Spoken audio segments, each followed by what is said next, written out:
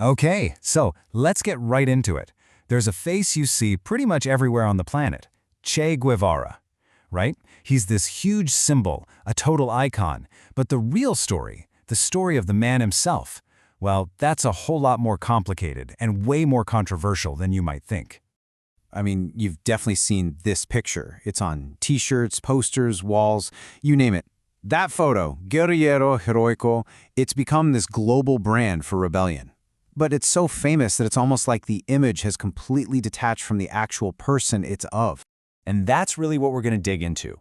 How does one guy become a saint to one group of people and an absolute monster to another? It's a huge question, and to even begin to understand the myth, you got to get to know the man. All right, so let's rewind. Way back, before the beard, before the beret, before he was even known as Che, he was just Ernesto Guevara. And you might be surprised to hear he came from a pretty well-off family in Argentina. He was studying to be a doctor, but he had this itch to see the world, a serious travel bug, and a conscience that was starting to wake up. You know, his real education didn't happen in a classroom. It happened on the road. These massive trips he took, they completely changed him. We're talking thousands and thousands of kilometers, first on a bicycle, then on a clunky old motorcycle. And what he saw, it made him realize that Latin America wasn't just a bunch of separate countries. No, he saw it as one single place, bleeding from the same wounds.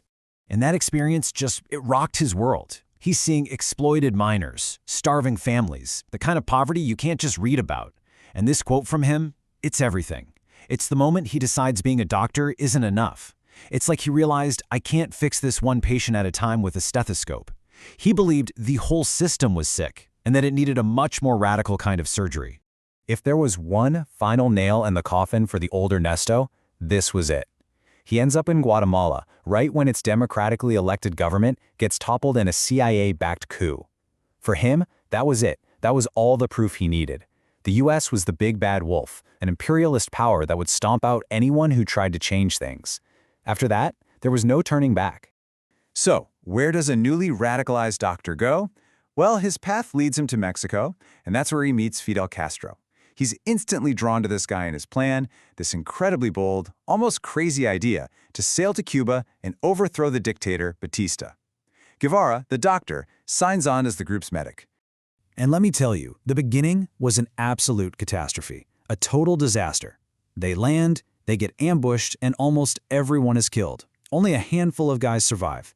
But from that tiny group of survivors hiding out in the mountains, they somehow build an army. And Che? He proves he's way more than just a doctor. He's a natural leader, a sharp military mind.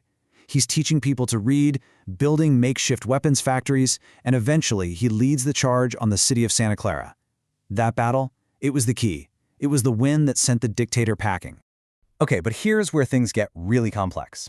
On one hand, his own soldiers loved him. He was brilliant, he was fearless, he'd literally read poetry to them around the campfire. But on the other hand, he was absolutely ruthless. If he even suspected someone was an informer or was thinking of deserting, he wouldn't hesitate to execute them himself. And you really have to hold both of those ideas in your head at the same time to get a picture of who this guy was. So the revolution is a success. And overnight, Che Guevara goes from a guerrilla fighter in the mountains to one of the most powerful figures in the new Cuban government. And it's what he does next, as a prosecutor, as the head of the national bank, as an economic planner, that really becomes the heart of the debate about him. His first big job was at La Cabaña prison. He was the guy in charge of what they called revolutionary justice. Now, if you look at it one way, he was getting rid of the war criminals from the old regime, the torturers, the secret police, and stopping mobs from taking justice into their own hands. And at the time, this was super popular. But the other side of that coin is that these were basically show trials. There was no real due process, and he personally oversaw the executions of dozens, maybe over 100 people. It's a really dark part of the story. And you have to understand, Che's goal wasn't just about politics. It was so much bigger than that. He truly believed he could create what he called the new man, a new kind of human being. This person wouldn't be motivated by money or greed, but by morality. They'd work hard for the good of everyone, not for themselves. It was this incredibly idealistic, almost utopian vision for humanity. And when you look at his record in the government, it's just wild. It's a tale of two very different outcomes. On one side, he launches this national literacy campaign, and it's a home run, an unbelievable success. They basically teach the whole country to read in a year. Amazing, right? But then, as the guy in charge of the economy, his ideas, based on that new man concept of working for moral reasons, not for paychecks, they just didn't work. Productivity plummeted. It was a total failure.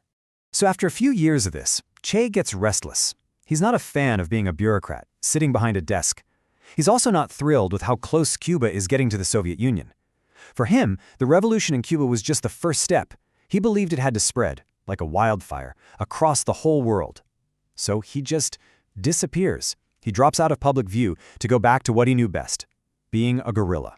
First stop, Africa, the Congo. And it was a complete and utter disaster. He gets there and finds that the local rebels are just not what he expected. No discipline, no real will to fight. He even wrote in his diary, "This is the story of a failure." It was a hard lesson for him. You can't just copy and paste a revolution from one country to another. But Che wasn't one to give up, so he tries again, this time in Bolivia. This is his last stand. And once again, the reality on the ground just doesn't line up with his revolutionary theory. His little group of fighters is totally on their own. The local people want nothing to do with them. The official Communist Party there won't help him. He's completely isolated, being hunted down by the Bolivian army, which, by the way, is getting a lot of help from the CIA. And eventually, they find him. He's wounded, his gun is broken, and his fight is over. He's captured. And his last words to his captors are pretty telling. He knows exactly who he is, what he represents, but it didn't matter. The order came from the very top of the Bolivian government: no prisoner.